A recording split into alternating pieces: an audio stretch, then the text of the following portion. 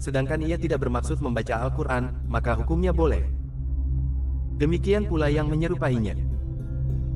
Boleh bagi orang yang junub dan perempuan yang haid mengucapkan, Innalillahi wa inna ilaihi rajiun, Al-Baqarah 156 apabila tidak bermaksud membaca Al-Quran. Teman-teman kami ulama Khurasan berkata, boleh bagi kedua orang itu mengucapkan ketika menaiki hewan tunggangan, Maha Suci yang telah menundukkan semua ini bagi kami, padahal kami sebelumnya tidak mampu menguasainya. Az-Zukhruf 12 Dan ketika berdoa, ya Tuhan kami, berilah kami kebaikan di dunia dan kebaikan di akhirat dan lindungilah kami dari siksa neraka. Al-Baqarah 201 apabila tidak bermaksud membaca Al-Quran. Berkata Imamul Haramain, apabila orang yang junub mengucapkan, Bismillah walhamdulillah, jika bermaksud membaca Al-Quran, maka ia telah durhaka. Jika ia bermaksud membaca zikir atau tidak bermaksud sesuatu apapun, maka ia tidak berdosa. Pasal, apabila orang yang junub atau perempuan yang haid tidak menemukan air, ia boleh bertayamum dan dibolehkan baginya membaca Al-Quran dan mengerjakan salat dan selain itu. Jika ia berhadas, diharamkan atasnya mengerjakan salat dan tidak diharamkan membaca Al-Quran dan duduk di masjid dan lainnya yang tidak diharamkan atas orang yang berhadas sebagaimana apabila ia mandi, kemudian berhadas. Ini adalah sesuatu yang dipertanyakan dan dianggap aneh. Maka dijawab, orang junub dilarang salat dan tidak dilarang membaca Al-Quran maupun duduk di masjid tanpa keperluan. Bagaimana bentuknya? Inilah bentuknya. Kemudian, tidak ada bedanya dalam apa yang kami sebutkan antara tayamum orang junub di tempat tinggalnya dan dalam perjalanan. Seorang ulama pengikut Asy-Syafi'i menyebutkan bahwa jika seseorang bertayamum di tempat tinggalnya, ia boleh mengerjakan salat dan tidak boleh membaca Al-Quran sesudahnya dan tidak duduk di masjid. Yang sahih ialah boleh melakukannya sebagaimana kami kemukakan. Anda kata ia bertayamum dan mengerjakan salat dan membaca Al-Quran, kemudian melihat air, maka ia harus menggunakannya, karena diharamkan atasnya membaca Al-Quran pada saat itu dan semua yang diharamkan atas orang yang junub hingga ia mandi. Andai kata ia bertayamum dan mengerjakan salat dan membaca Al-Quran, kemudian hendak bertayamum karena berhadas atau untuk mengerjakan suatu salat fardu yang lain atau selain itu, maka tidaklah diharamkan atasnya membaca menurut mazhab yang sahih dan terpilih. Mengenai hal itu ada satu pendapat dari sebagian pengikut Asy-Syafi'i bahwa hal itu tidak boleh. Yang terkenal adalah yang pertama. Apabila orang yang junub tidak menemukan air maupun tanah, maka ia kerjakan salat untuk menghormati waktu sesuai dengan keadaannya dan diharamkan atasnya membaca Al-Quran di luar salat. Adapun di dalam salat, diharamkan atasnya membaca lebih dari Al-Fatihah. Apakah diharamkan atasnya membaca Al-Fatihah? Ada dua pendapat mengenainya. Pendapat yang sahih dan terpilih ialah tidak diharamkan, bahkan wajib. Karena salat tidak sah, kecuali dengan membaca Al-Fatihah. Dan sebagaimana dibolehkan mengerjakan salat dalam keadaan junub, maka boleh pula membaca Al-Fatihah dalam keadaan itu. Pendapat kedua, tidak boleh, tetapi boleh membaca zikir-zikir yang dibaca oleh orang yang tidak hafal ayat dari Al-Quran, karena orang ini tidak mampu menurut syara, sehingga menjadi seperti orang yang tidak mampu menurut kenyataan. Yang benar adalah pendapat pertama. Cabang-cabang yang kami sebutkan ini diperlukan. Oleh karena ini saya isyaratkan kepadanya dengan kalimat yang paling ringkas. Kalau ingin lebih lengkap, maka terdapat dalil-dalil dan keterangan lebih lanjut yang banyak dan bisa diketahui dalam kitab-kitab fikih. Wallahu a'lam. Pasal, dianjurkan membaca Al-Quran di tempat yang bersih dan terpilih.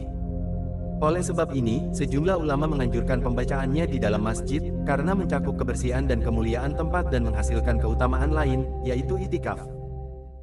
Karena setiap orang yang duduk di masjid, hendaklah berniat itikaf, baik duduknya lama atau sebentar. Bahkan pada awal memasuki masjid hendaklah ia berniat itikaf. Adab ini patut diperhatikan dan disiarkan dan diketahui oleh anak-anak kecil dan kaum awam, karena banyak dilalaikan.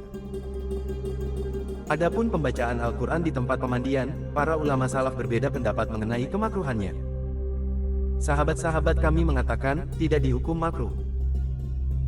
Al-Imam yang disepakati tentang keagungannya Abu Bakar Ibnul Munzir menukilnya dalam Al-Ashraf dari Ibrahim An-Nakhai dan Malik dan juga pendapat Atta. Banyak ulama yang menghukumi makruh. Di antara mereka bin Abi Thalib yang meriwayatkan darinya adalah Ibnu Abi Daud. Ibnul Munzir menceritakannya dari sejumlah tabi'in. 43. Di antara mereka adalah Abu Wail Syakik bin Salamah, As-Syabi, Hasan al-Basri, Mahul dan Qabisyah bin Zuhair. Kami meriwayatkannya pula dari Ibrahim an-Nakhai dan sahabat-sahabat kami meriwayatkannya dari Abi Hanifah. Semoga Allah meridai mereka semuanya. As-Syabi berkata, dihukum makruh membaca Al-Quran di 3 tempat, di tempat pemandian, di tempat buang air dan tempat penggilingan gandum. Diriwayatkan dari Abi Maisarah, ia berkata, tidak patut menyebut Allah, kecuali di tempat yang baik. Wallahu alam. Adapun pembacaan Al-Quran di jalan, pendapat yang terpilih adalah boleh dan tidak makruh jika pembacanya tidak lalai.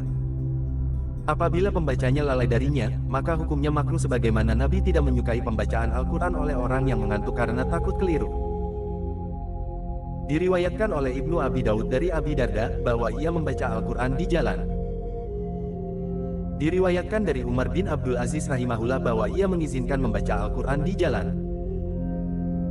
Berkata Ibnu Abi Daud, diceritakan kepadaku oleh Abu Ar-Rabi, ia berkata, dikabarkan kepada kami oleh Ibnu Wahab, ia berkata, aku bertanya kepada Malik tentang orang yang salat di akhir malam, lalu keluar menuju masjid dan masih tersisa sedikit dari surah yang dibacanya.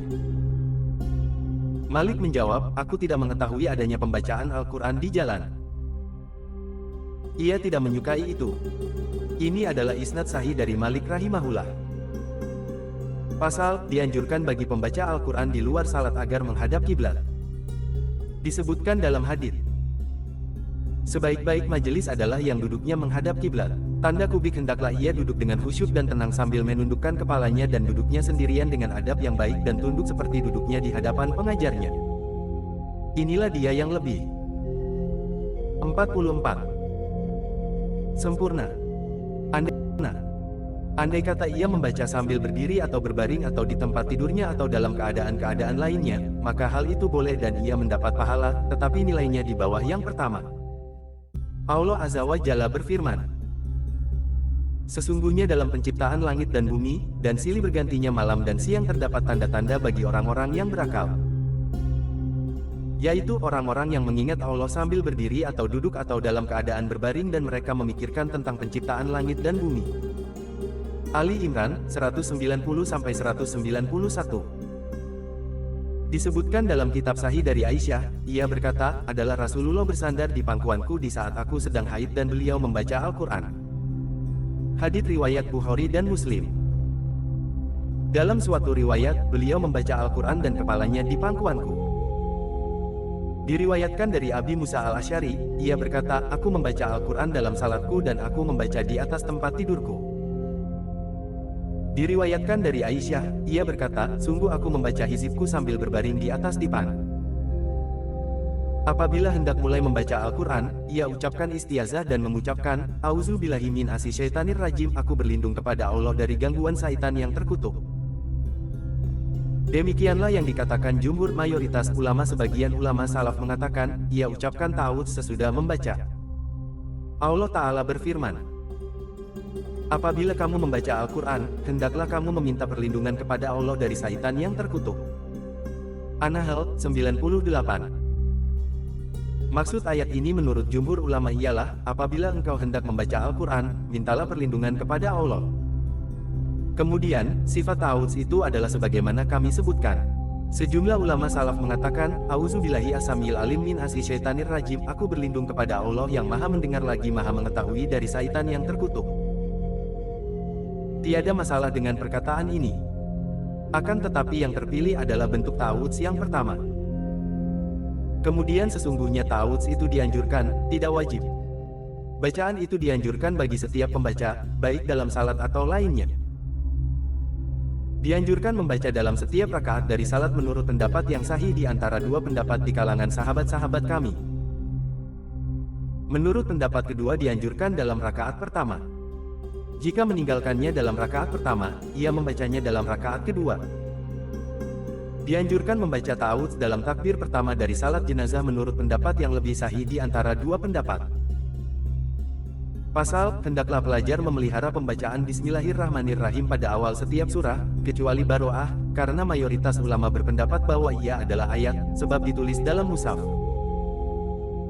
Basmalah ditulis di awal-awal surah, kecuali Baroah. Apabila membacanya, maka ia memastikan pembacaan khataman atau surah. Jika tidak membaca basmalah, maka ia meninggalkan sebagian Al-Quran menurut sebagian besar ulama. Apabila pembacaan itu dalam mengerjakan tugas yang diwajibkan atasnya sebagai orang yang diupah dan digaji, maka perhatian atas pembacaan basmalah lebih ditekankan untuk memastikan pembacaan khataman. Karena jika ditinggalkannya, maka ia tidak berhak mendapat bagian dari wakaf, bagi orang yang mengatakan bahwa basmalah adalah termasuk ayat di awal surah. Ini adalah penjelasan cermat yang berharga dan ditekankan agar diperhatikan dan disiarkan. Pasal, apabila mulai membaca Al-Quran, hendaklah ia dalam keadaan khusyuk dan merenungkan ketika membaca. Dalil-dalil atas hal itu terlalu banyak untuk dibatasi dan sangat masyhur dan jelas untuk disebut. Itulah yang dituju dan diminta, dan dengannya dada menjadi lapang dan hati menjadi terang. Allah Azza wa Jalla berfirman, maka apakah mereka tidak merenungkan Al-Quran? An-Nisa 82. Allah Ta'ala berfirman, ini adalah sebuah kitab yang kami turunkan kepadamu penuh dengan berkah supaya mereka merenungkan ayat-ayatnya. Sad 29. Terdapat banyak hadits mengenai hal itu dan pendapat-pendapat ulama salaf yang masyhur mengenainya. Golongan ulama salaf membaca satu ayat di waktu malam dan merenungkan serta mengulang-ulanginya sampai pagi. Golongan ulama salaf jatuh pingsan ketika membaca Al-Quran dan banyak dari mereka yang mati dalam keadaan membaca Al-Quran. Kami riwayatkan dari Bazin bin Hakim bahwa Zurarah bin Auf Tabi'i yang agung radhiyallahu anhu mengimami salat subuh, lalu membaca hingga ketika sampai pada apabila ditiup sangkakala. Maka waktu itu adalah waktu datangnya hari yang sulit. Al-Mudassir 8-9. Maka ia pun terjatuh dan mati. Bazin berkata, aku termasuk orang yang memikulnya. Adalah Ahmad bin Abil Hawari yang dijuluki wangi-wangian Syam oleh Abul Qasim Al-Junaid rahimahullah. Apabila dibacakan Al-Quran di dekatnya, ia pun menjerit dan jatuh pingsan. Ibnu Abi Daud berkata, adalah Al-Qasim bin Utsman Al-Ju'i rahimahullah menyalahkan Ibnu Abil Hawari atas perbuatan itu. Al-Ju'i adalah seorang ahli hadits terkemuka dari penduduk Damsyik dan lebih diunggulkan atas Ibnu Abil Hawari. Ia berkata, Ibnu Abil Hawari disalahkan pula oleh Abul Jauza dan Qais bin Haftar dan lainnya. Saya katakan, yang benar ialah tidak perlu menyalahkan, kecuali siapa yang melakukannya karena pura-pura.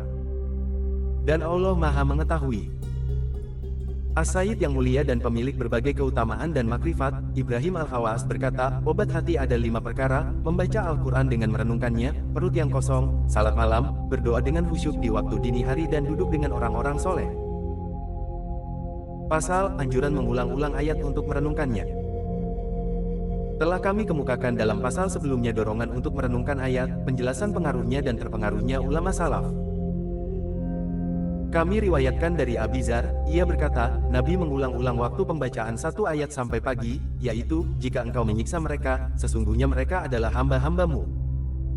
Al-Maidah 78. Hadits riwayat Nasai dan Ibnu Majah. Diriwayatkan dari Tamim Ad-Dari bahwa ia mengulangi ayat ini sampai pagi. Apakah orang-orang yang melakukan kejahatan itu menyangka bahwa kami akan menjadikan mereka seperti orang-orang yang beriman dan mengerjakan amal soleh? Al-Ja'dsiyah 21. Diriwayatkan dari Abad bin Hamzah, ia berkata, aku masuk kepada Asma, yang sedang membaca, maka Allah memberikan karunia kepada kami dan melindungi kami dari siksa neraka. At-Tur 27. Kemudian ia berhenti padanya dan terus mengulanginya dan berdoa. Maka aku menunggu lama. Kemudian aku pergi ke pasar dan menyelesaikan keperluanku. Kemudian aku kembali dan ia masih tetap mengulanginya dan berdoa. Dan kami riwayatkan cerita ini dari Aisyah. Ibnu Mas'ud mengulang-ulang ayat dan peliharalah dirimu dari siksa yang terjadi pada hari yang pada waktu itu kamu semua dikembalikan kepada Allah.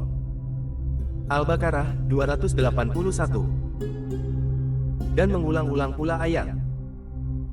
Kelak mereka akan mengetahui. Ketika belenggu dan rantai dipasang di leher mereka, seraya mereka diseret. Ghafir, Al-Mu'min 70-71. Dan mengulang-ulang pula ayat. Apakah yang telah memperdayakan kamu berbuat durhaka terhadap Tuhanmu yang Maha Pemurah? Al-Infitar 6. Ad-Dahak mengulang-ulang sampai dini hari firman Allah Ta'ala. Bagi mereka lapisan-lapisan dari api di atas mereka dan di bawah mereka pun lapisan-lapisan dari api. Az-Zumar 16. Pasal menangis ketika membaca Al-Quran. Telah dikemukakan dalam 2 pasal yang lalu penjelasan tentang sebab yang mendorong orang untuk menangis ketika membaca Al-Quran, dan itu adalah sifat orang-orang yang arif dan hamba-hamba Allah yang soleh. Allah Ta'ala berfirman, dan mereka menyungkur di atas muka mereka sambil dan mereka bertambah khusyuk. Al-Isra 109. Banyak hadits dan atsar diriwayatkan dari salaf mengenai hal itu. Di antaranya sabda Nabi, bacalah Al-Quran dan menangislah. Jika kamu tidak bisa menangis, maka usahakanlah menangis. Diriwayatkan dari Umar Ibnul Khattab bahwa ia mengimami jamaah salat subuh dan membaca surah Yusuf. Maka ia menangis hingga mengalir air matanya dan mengenai tulang bahunya.